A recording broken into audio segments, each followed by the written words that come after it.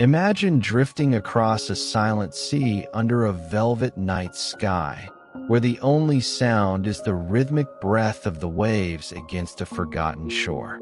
This is the Aegean world long before the names we know, before Athens, before Sparta, before the philosophers who shaped the foundations of human thought. Here, time feels soft and unhurried, as though even history itself is still half asleep. In the distance, faint lantern lights flicker from an island harbor, carried gently by the breeze, glowing like a memory trying to form. You have arrived at the doorway of ancient Greece, not as a visitor rushing through the noise of dates and battles, but as a dreamer entering a vast and calming story. Let your thoughts slow, the muscles of your body loosen, and your breath fall into an easy rhythm. Tonight, we travel through 3,000 years, not with tension but with quiet wonder, tracing the rise, the glory, and the fading echoes of a civilization that shaped the world.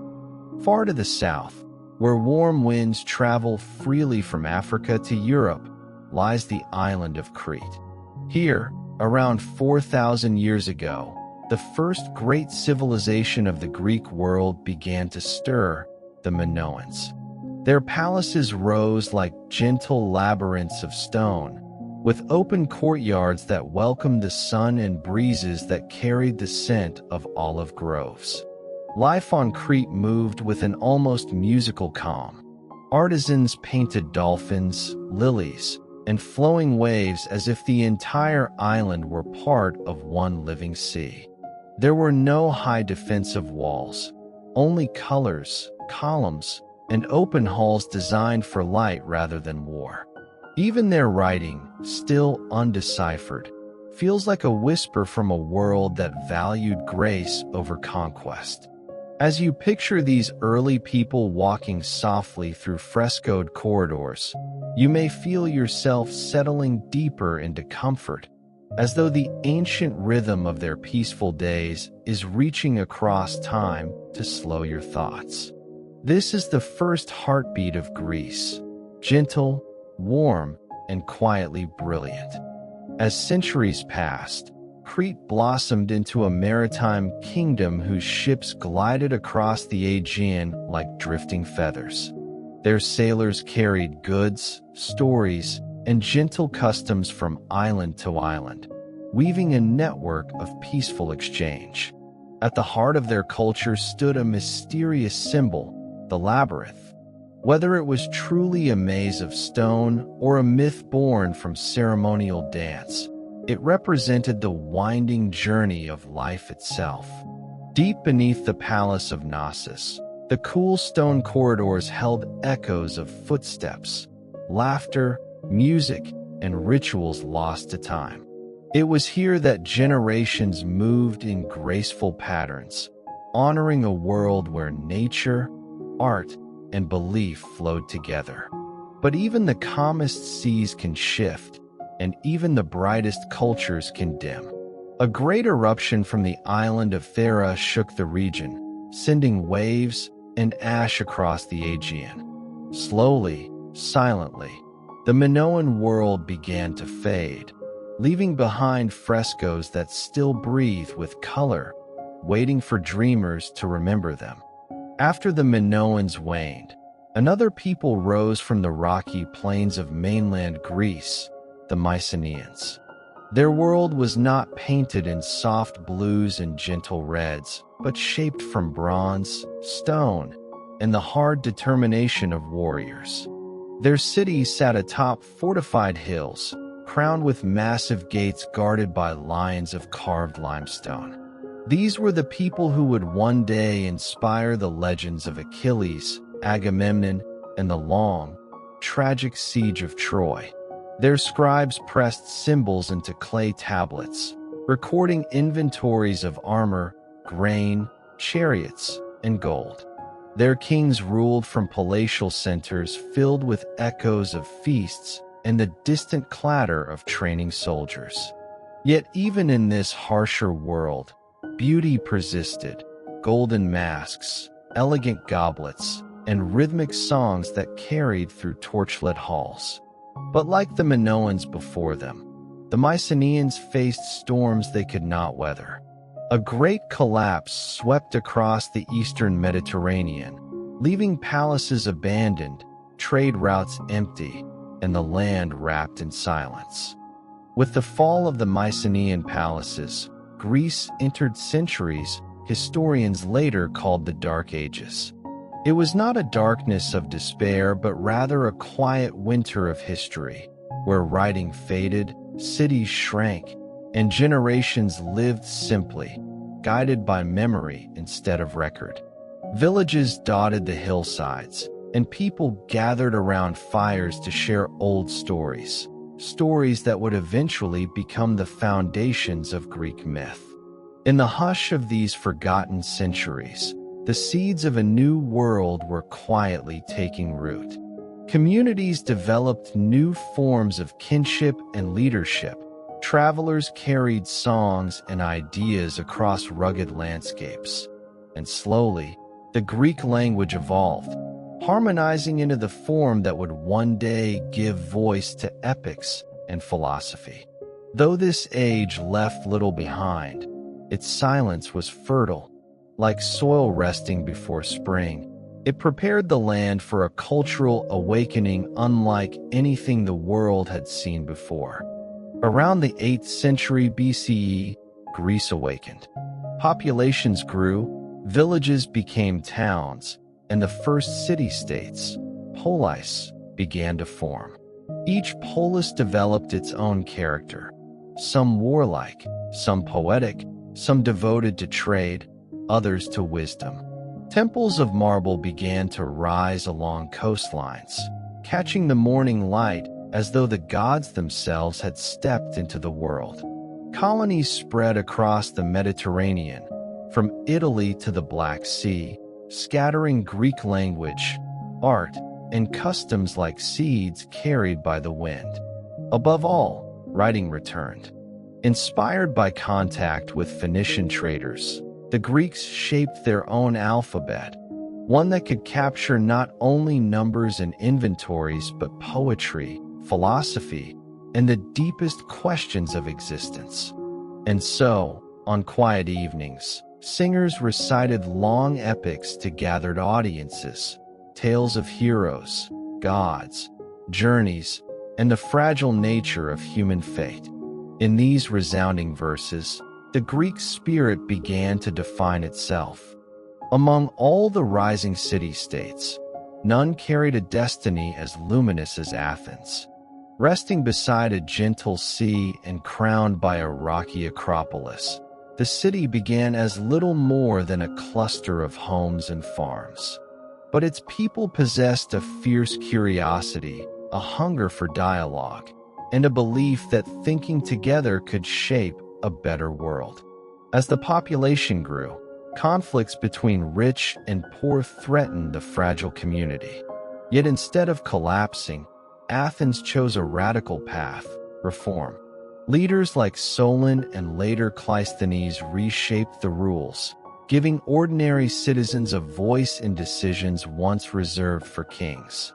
This experiment in shared governance felt like a slow sunrise over the city. Agora markets buzzed with debate, temples gleamed with new devotion, and families gathered under olive trees to speak of justice, duty, and hope. Athens was becoming more than a city. It was becoming an idea, one built on dialogue rather than decree, persuasion rather than force. To the south, in the rugged plains of Laconia, a very different world was forming. Sparta grew not from curiosity, but from discipline, order, and the belief that strength came from unwavering unity.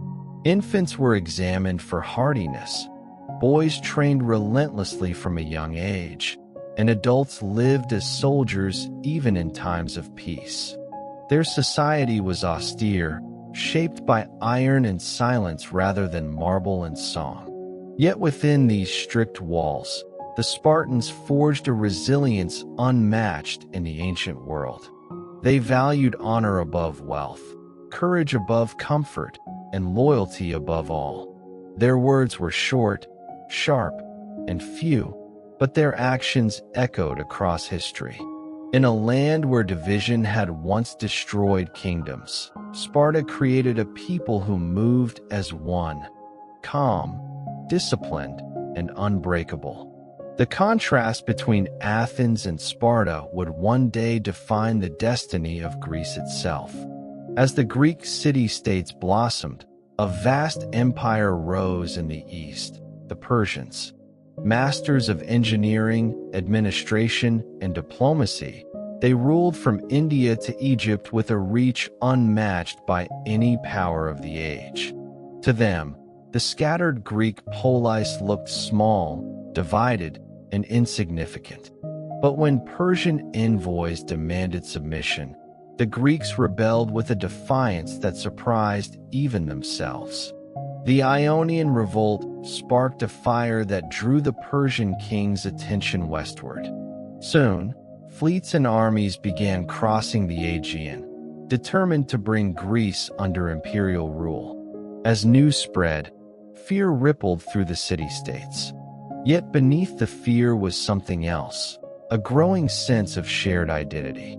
For the first time, the Greeks realized they would need to stand together to survive. And so, with trembling hands and determined hearts, they prepared for the storm that was coming. In 490 BCE, Persian forces landed on the plains of Marathon, confident that victory would be swift. The Athenians, outnumbered and anxious, marched to meet them. The air hung heavy with anticipation as the two armies faced off. Then, in a moment that history would remember as a miracle, the Greeks charged. Their hoplites, armored citizen soldiers, pushed forward in disciplined ranks, their shields interlocking, their spears flashing in the sun. The battle was fierce but decisive. Against all expectations, the smaller Greek force triumphed, sending the Persians scrambling back to their ships. A runner was dispatched to Athens, covering miles of rugged terrain to deliver the simple, breathless message of victory before collapsing from exhaustion. The triumph at Marathon was not just a military success. It was a turning point, a revelation that courage and strategy could overcome overwhelming odds. Greece had survived its first great trial. 10 years after Marathon, the Persians returned, this time with an army so vast that ancient writers claimed it drank rivers dry. Cities fell, alliances shook, and fear echoed through Greece like a cold wind. Yet in a narrow coastal pass called Thermopylae, a small Greek force prepared to delay the invading tide. Among them stood the Spartans, led by their king Leonidas. They fought not for victory, but for time. Time for the rest of Greece to gather. Time for hope to survive. Shield to shield, they held the pass for days, pushing back wave after wave of Persian soldiers. When betrayal finally revealed a hidden path around the cliffs, Leonidas dismissed most of the allies, choosing to remain with a small band who refused to flee. Their final stand was a moment of fierce, tragic brilliance, one that echoed across centuries as a symbol of courage against impossible odds. Though Thermopylae was lost, the spirit it awakened would soon shape the destiny of Greece. With Thermopylae fallen, the Persians marched south, burning towns and even capturing Athens itself. But the Athenians had a plan, forged in sleepless nights and heated debates. Their leader, Themistocles, urged them to abandon the vulnerable city and rely instead on their growing fleet. In the narrow straits of Salamis, the Greek navy waited, smaller, lighter, and guided by sailors who knew the sea intimately. When the massive Persian fleet entered the cramped waters, chaos broke out. Greek triremes darted between larger ships, ramming with precision and slipping away before the enemy could react. The sea filled with shattered wood, shouting men, and the crash of waves against broken hulls. By nightfall, the Persians were in retreat. Salamis had turned the war. It proved that Greece, though small and fractured, could challenge the greatest empire of the age when united by necessity and the fragile hope of freedom. The Persian wars left Greece battered but triumphant. In their wake, a sense of possibility filled the air. Athens, having sacrificed the most and strategized the hardest, emerged as the leader of a new alliance, the Delian League. Wealth from member states flowed into the city, allowing Athens to rebuild not just what had been lost, but what had never existed before. Marble rose from the Acropolis like frozen sunlight. Sculptors carved figures that seemed alive in their balance and grace. Playwrights wrote tragedies that explored the deepest corners of the human heart, while philosophers gathered beneath shaded colonnades to question everything known and unknown. Life in Athens became a celebration of thought, art, and shared civic duty. But beneath the glow of this golden age, shadows were beginning to gather. Power, once shared for survival, now tempted ambition. And where ambition grows, conflict often follows. As Athens gained wealth and influence, other cities watched with growing unease, none more so than Sparta. What had begun as an alliance now felt to many like an empire under Athenian control. Tribute poured into Athens from its allies. Ships patrolled the seas under Athenian command, and decisions of the League increasingly served Athenian interests.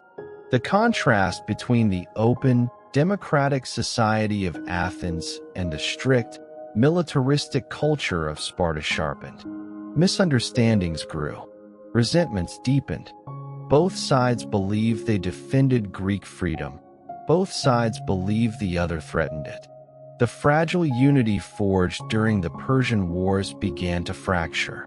Tensions rippled across the land, unsettling even the calmest marketplaces and shrines. And from these tensions, a conflict would soon rise, one not against a foreign invader, but between Greeks themselves, a war destined to reshape the very soul of the ancient world. In 431 BCE, after years of rising hostility, mistrust, and strategic missteps, the Peloponnesian War erupted between Athens and Sparta. It began not with a single dramatic event, but with a slow accumulation of fears and provocations. Armies marched, fleets set sail, and alliances stretched across the Greek world like a tight web ready to snap. At first, the Athenians trusted their walls, relying on their navy to keep supplies flowing. The Spartans ravaged the countryside but could not breach the fortified city. Then tragedy struck. An epidemic swept through Athens, filling the streets with suffering. Pericles, the statesman who had guided Athens with vision and restraint, succumbed to the plague.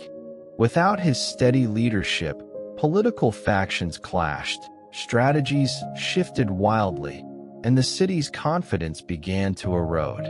The war had only begun, yet already Athens felt the weight of its consequences pressing heavily upon it.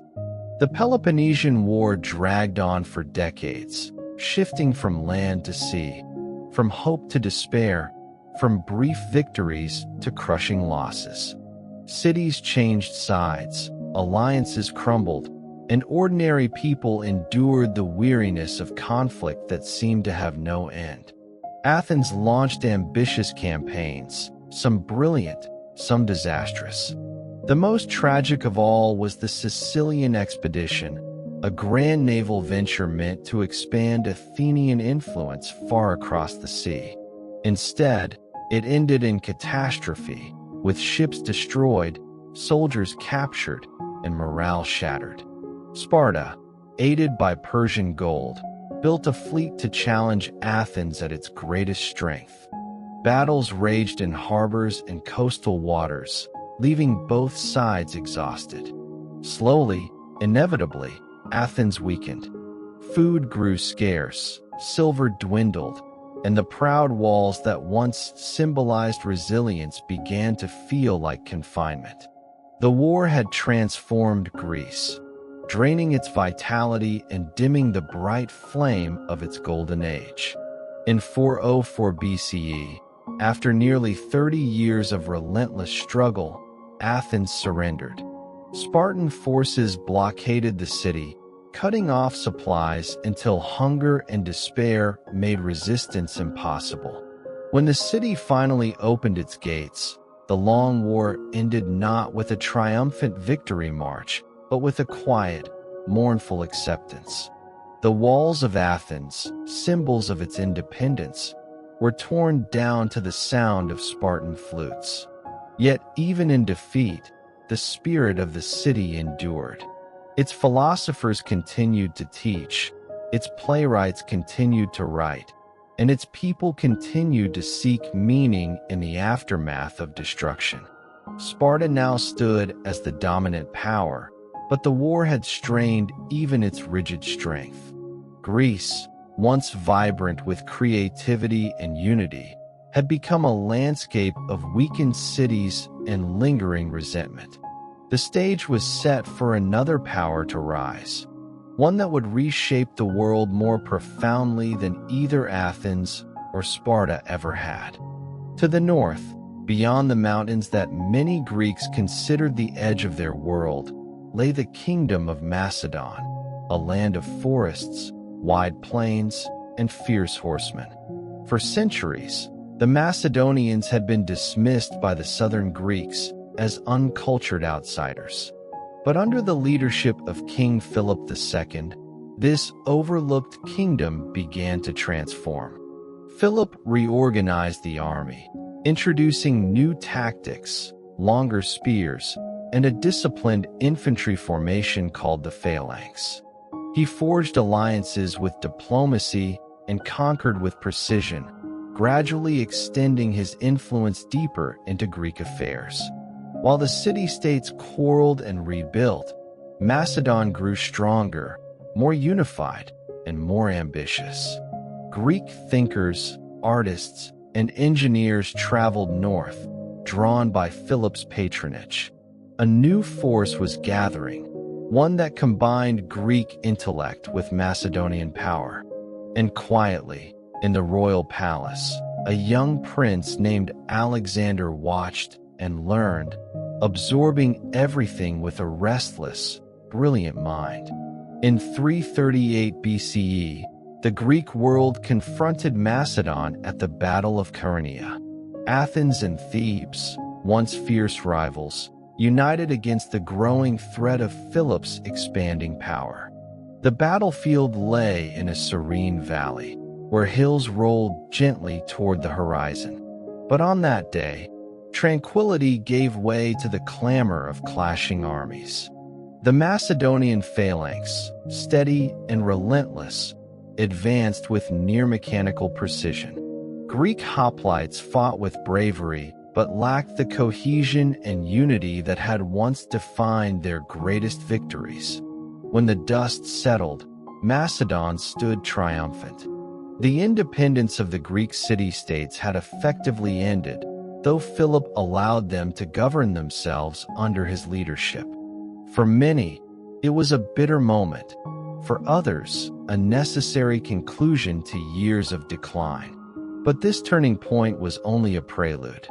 For in the wake of victory, Philip prepared for an even greater ambition, an invasion of the Persian Empire itself. Before Philip could march east, fate intervened. The king was assassinated, leaving the throne to his 20-year-old son, Alexander. Though young, Alexander possessed a remarkable combination of education, confidence, and strategic brilliance. Tutored by Aristotle, he had studied philosophy, science, and the epic tales of Homer. stories that stirred in him a longing for heroic achievement. He moved swiftly to secure his kingdom, quelling rebellions and asserting Macedonian authority across Greece with a blend of charisma and force. Then, with the land finally calm behind him, Alexander turned his gaze to Asia. The campaign he launched would become one of the most extraordinary journeys in human history, stretching across deserts, mountains, and rivers toward lands the Greeks had only dreamed of. With each step, the world seemed to expand, and the boundaries of what a single person could achieve blurred into myth. In the spring of 334 BCE, Alexander crossed the Hellespont, the narrow strait separating Europe from Asia, with an army of Macedonians and Greeks marching under a shared banner. As his ship neared the Asian shore, he is said to have cast a spear into the land, claiming it as one not by inheritance but by conquest. The symbolism mattered. This was not merely a campaign, but a declaration that a new age had begun, one led by a king who believed destiny favored him. The first major test came at the Battle of the Granicus, where Persian satraps gathered to block his advance. The river's swift waters and steep banks should have posed an advantage for the defenders, yet Alexander charged directly, cutting a path through the enemy ranks with a mixture of daring and tactical precision. Victory came swiftly, opening Asia Minor to his armies. In city after city, he was greeted as both liberator and conqueror, a paradox he carried with him like a second shadow. As Alexander moved inland, he encountered a legend older than many of the lands he now controlled, the Gordian knot. It was a complex tangle of ropes tied to a chariot, said to have been woven by a long-dead king and impossible to undo. An oracle had proclaimed that whoever solved the knot would rule all of Asia. Crowds gathered to see how the Macedonian king would meet the challenge. Some expected careful study, others anticipated a trick. Instead, Alexander drew his sword and sliced through the knot with a single stroke. Whether the story unfolded exactly this way mattered little. The symbolism resonated deeply. Alexander was a man who created solutions, not one who waited for them to appear. His march eastward accelerated, fueled by a sense of inevitability.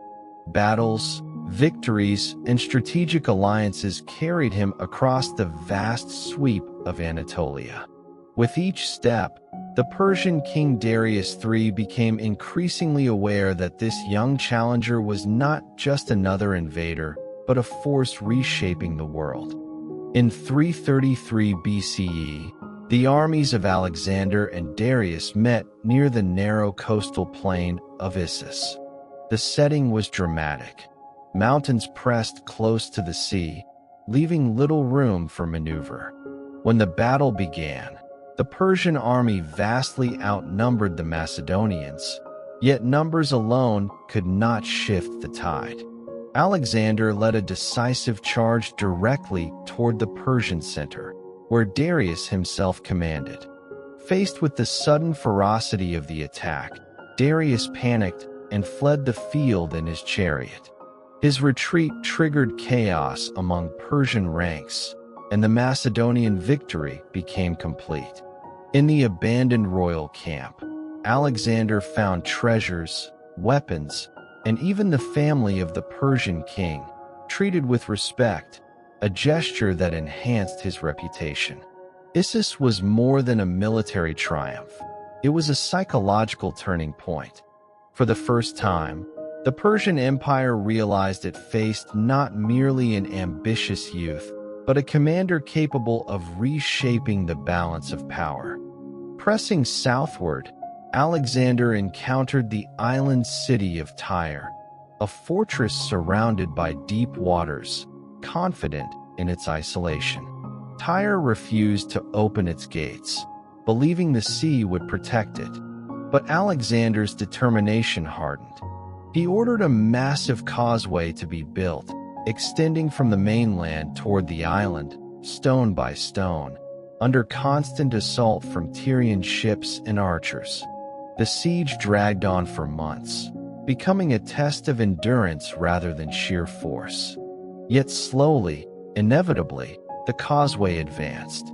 When it was finally close enough, Alexander launched a coordinated assault by land and sea, breaching the city's defenses and capturing the proud island.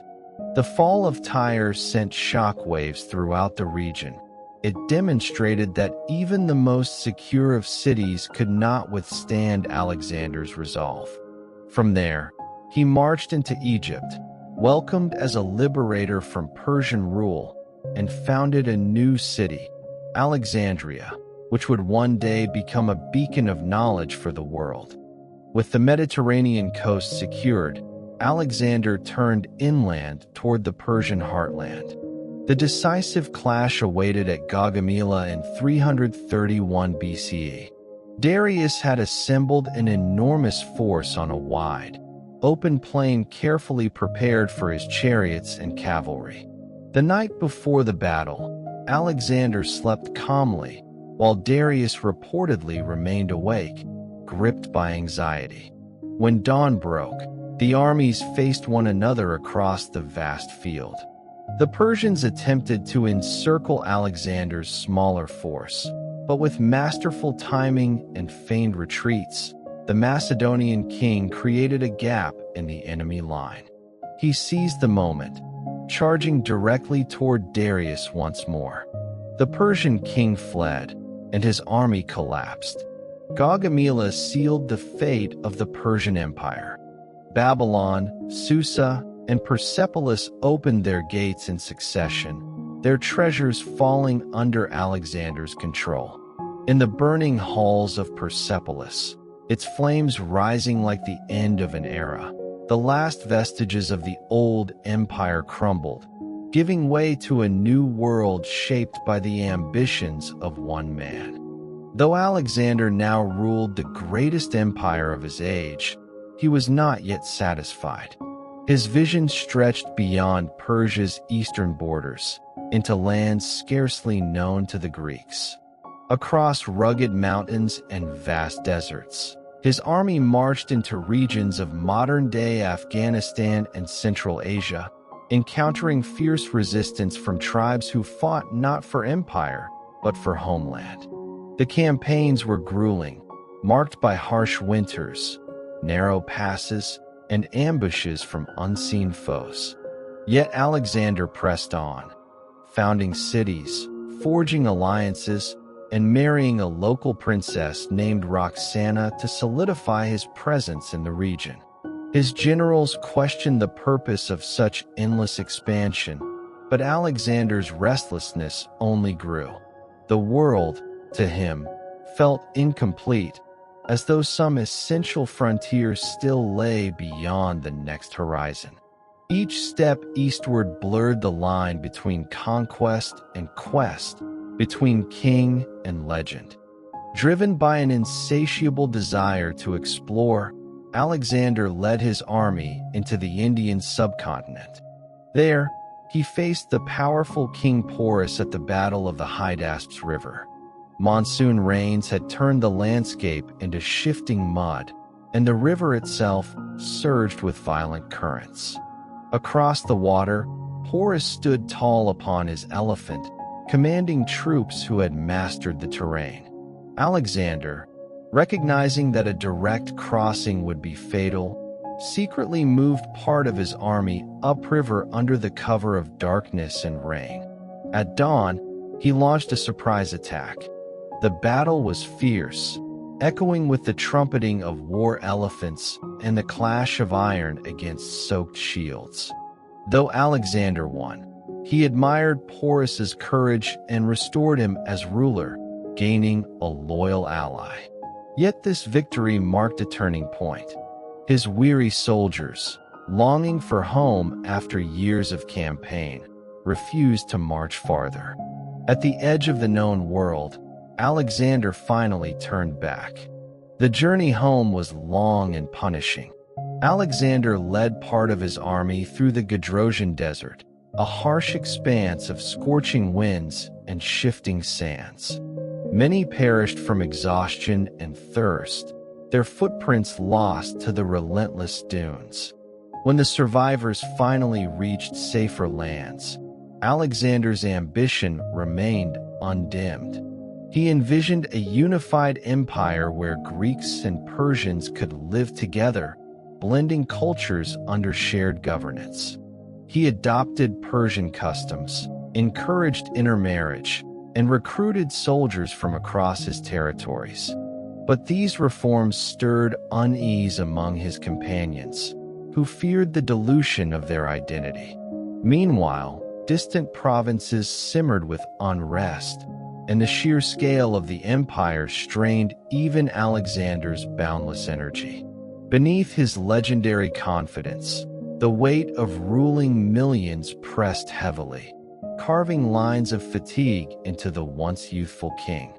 In 323 BCE, in the city of Babylon, Alexander fell ill after a banquet and rapidly weakened. Speculation about poison has endured for centuries, yet many historians believe disease, exhaustion, and years of relentless campaigning finally caught up with him. As he lay on his bed, surrounded by anxious generals, the room filled with silence heavy enough to break the heart. When asked to whom he left his empire, Alexander reportedly whispered, "To the strongest." These words, soft and ambiguous, cast a long shadow over the future. His death at just 32 stunned the world. Cities mourned. Soldiers wept. The empire he built stretched from Greece to India. Yet without his visionary presence, it trembled like a great edifice without its keystone. History would remember him not just as a conqueror, but as a force of nature, a man who expanded the boundaries of the world and the boundaries of human possibility. After Alexander's death, his generals, known as the Diadochi, struggled for control. The vast empire fractured into Hellenistic kingdoms, each ruled by a successor who sought to preserve fragments of Alexander's legacy. In Egypt, Ptolemy established a dynasty that blended Greek culture with ancient Egyptian traditions. In Asia, Seleucus ruled a sprawling territory that stretched from the Mediterranean to the edges of Persia. In Macedon and Greece, Antipater and later Cassander held power, though unrest was constant. These kingdoms fostered a new era of cultural fusion, Hellenistic civilization, where Greek philosophy, language, and art mingled with local customs from Egypt, Persia, and beyond. Great cities like Alexandria flourished, becoming centers of learning and scientific discovery. Yet beneath the brilliance, the kingdoms remained fragile, shaped by rivalry and ambition. The unity Alexander had dreamed of never materialized. Instead, his empire lived on as a constellation of stars, bright, distant, and forever separated. In the wake of Alexander's conquests, the Hellenistic world flourished as ideas traveled more freely than armies. Philosophers wandered between cities, sharing teachings that blended Greek inquiry with wisdom drawn from the East. In Athens, schools founded by Plato, Aristotle, and others continued to shape thought, but now they existed within a broader intellectual landscape. The Stoics taught that virtue lay in living according to nature, accepting fate with tranquil strength. The Epicureans believed that peace came from simplicity and the quiet pursuit of contentment. Meanwhile, scholars in Alexandria explored mathematics, astronomy, medicine, and the mysteries of the natural world. Their discoveries filled scrolls and libraries, illuminating the night of uncertainty with small, steady lights of understanding. Though political borders shifted and kings contended for power, the realm of ideas expanded, offering comfort and guidance to people navigating a world where cultures merged like rivers flowing into a vast sea. Among the marvels of the Hellenistic age, none shone as brightly as the Library of Alexandria. Its halls were said to contain hundreds of thousands of scrolls, gathered from distant ports by scholars who believed knowledge belonged to all humanity. Ships entering the harbor were searched for texts, which were copied meticulously before being returned, ensuring that wisdom from across the known world found a home beneath its soaring roofs. Within these walls, mathematicians calculated the circumference of the Earth with astonishing accuracy. Astronomers charted the movements of the planets, and physicians studied the body with methods far ahead of their time. The atmosphere of the library was one of gentle, persistent curiosity. Scholars murmured through the quiet corridors, their footsteps echoing against smooth stone floors. The library was more than a building. It was a sanctuary of thought, a testament to the human desire to understand the universe. Its eventual destruction, by fire or war or the slow erosion of time, would become one of history's great sorrows. As the Hellenistic kingdoms matured, Greek culture permeated everyday life far beyond the Aegean. Markets filled with goods labeled in Greek, theaters staged plays rooted in classical tradition, and local rulers adopted Greek language for diplomacy and administration. Yet this diffusion was not one way. Greek settlers encountered ancient customs in Egypt, Persia, and the Levant, absorbing elements of these older civilizations into their own lives. Temples rose where deities were merged, combining familiar Greek forms with Eastern symbolism. The resulting world felt both familiar and foreign, a mosaic of beliefs and practices woven into a shared cultural tapestry. Cities thrived as centers of trade and art, their streets alive with merchants' calls and scholars' arguments. In this era, identity became less tied to a single polis and more connected to a broader sense of belonging, a worldview that stretched from the Mediterranean to the edges of India. It was a time when the boundaries of Greekness blurred, opening space for new ideas to flourish. Back in the original homeland, the Greek city-states struggled to regain their former influence. Athens remained a center of philosophy and culture, but its political power had dwindled. Sparta endured, but never regained the dominance it once held. Meanwhile, new powers watched from beyond the western horizon. The rising Roman Republic regarded Greece with both admiration and ambition. Roman generals, statesmen, and scholars often studied Greek literature, philosophy, and art, seeing in them the foundations of civilization. Yet admiration did not prevent Rome from seeking influence. As Greek factions quarreled and sought alliances from abroad, Rome stepped in, at first as a mediator, then as a protector, and eventually as a conqueror. Slowly, subtly, Greece drifted into Rome's orbit. What began as cultural fascination evolved into political control, marking the beginning of a transformative chapter in the Mediterranean world. By the 2nd century BCE, Rome's presence in Greece had grown too strong to ignore. Conflicts between Greek leagues gave Rome opportunities to intervene. Some cities welcomed Roman support, believing it would restore balance. Others resisted fiercely, determined to preserve independence. The final blow came at the Battle of Corinth in 146 BCE, when Roman legions crushed Greek resistance. The city of Corinth was destroyed, and Greece was absorbed into the expanding Roman Republic.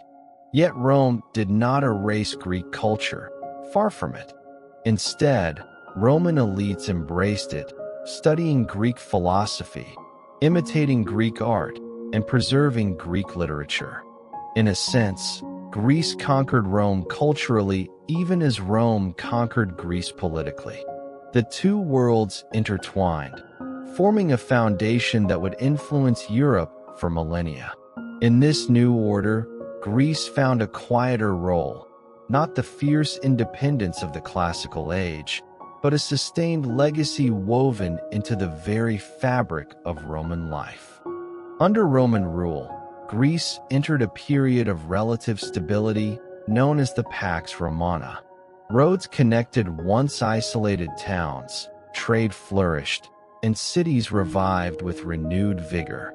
Greek scholars traveled freely, sharing their knowledge across the empire. Theaters once again filled with audiences who listened to plays both old and new. Temples and monuments were restored or rebuilt with Roman support. Greek became the language of learning throughout the Eastern Mediterranean, while Latin dominated the West. The two tongues intertwined like strands of a great cultural braid. Philosophers continued to teach in Athens, and physicians in Alexandria practiced techniques that would influence future generations.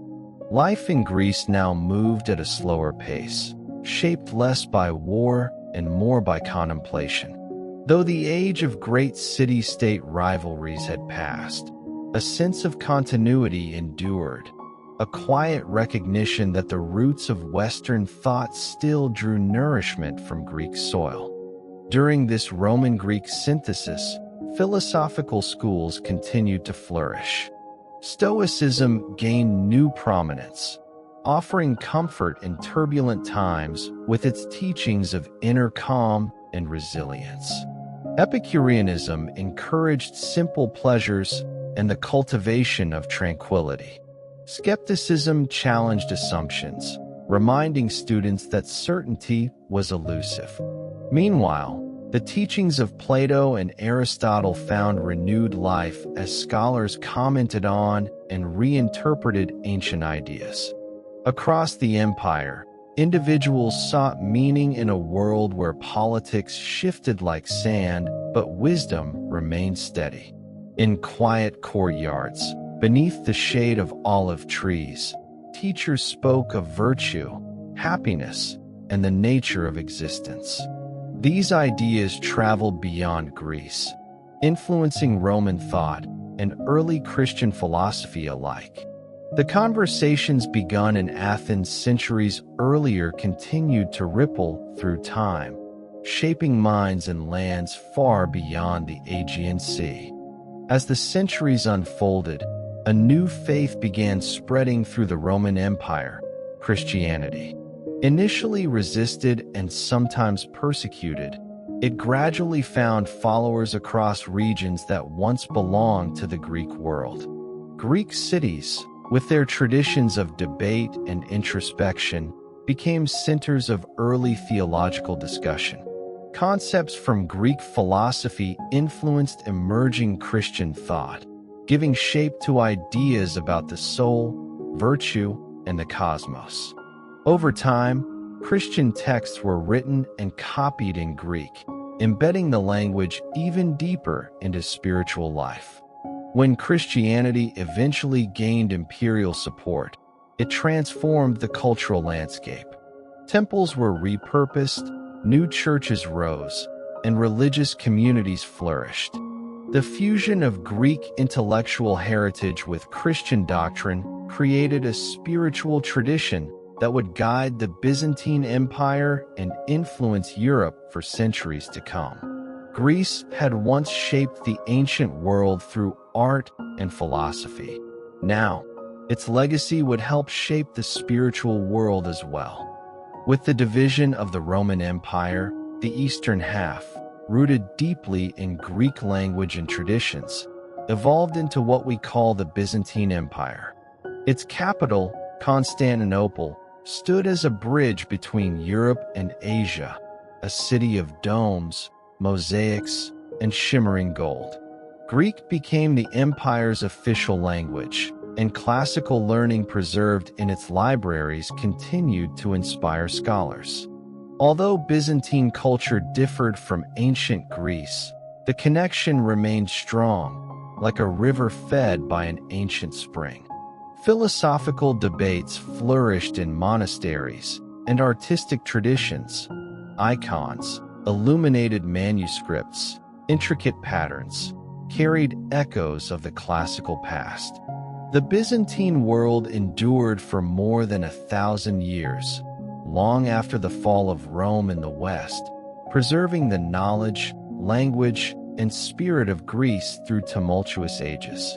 This continuity ensured that when Europe later awakened during the Renaissance, Greek ideas would flow back into the world like sunlight returning after a long night.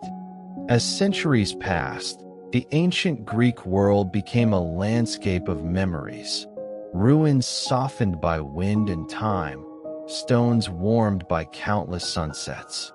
The voices of philosophers, poets, and statesmen seemed to drift through the air like distant echoes. The independence of the classical city-states had long faded, but their impact had only grown. Greece's ideas seeped into art, science, law, architecture, and storytelling across continents. Travelers visited ancient theaters where the wind carried faint traces of old choruses. Students read the dialogues of Plato as if listening to conversations held beneath olive trees long ago. The world had changed beyond anything the ancient Greeks could have imagined, yet their words continued to guide those seeking wisdom. In this way, Greek civilization did not end. It transformed, dispersing itself across the world like starlight from a constellation that never truly sets. Though empires rose and fell around them, the teachings born in ancient Greece continued to drift across generations like a soft, persistent breeze. In distant lands, mathematicians still drew upon the geometry of Euclid, tracing clean lines that echoed the calm precision of his thought. Physicians studied the writings of Hippocrates and Galen, connecting their own healing practices to traditions more than 1,000 years old. Artists sculpted human forms with attention to harmony and proportion, seeking the balance admired by Greek masters. Even political thinkers returned to the experiments of Athens, pondering the nature of citizenship and the responsibilities of the individual. Each idea helped shape a world far broader than the one the original city-states had known. And everywhere these ideas traveled, they carried a quiet reminder that human greatness is not measured by conquest or riches, but by the pursuit of understanding and the gentle courage to ask questions. Across the Mediterranean, the remains of ancient temples and theaters still rise from the earth, holding their dignity despite centuries of wind and silence. Columns lean gracefully toward the sky, their fluted sides catching the sunlight that once illuminated bustling festivals. Stones lie scattered like fragments of memories, softened by moss and time. Visitors walk among these ruins with a reverence that makes the air feel hushed, as if the land itself remembers the voices that once filled these spaces. The Parthenon, perched on the Acropolis of Athens, glows softly at dusk, its marble warmed by the fading sun.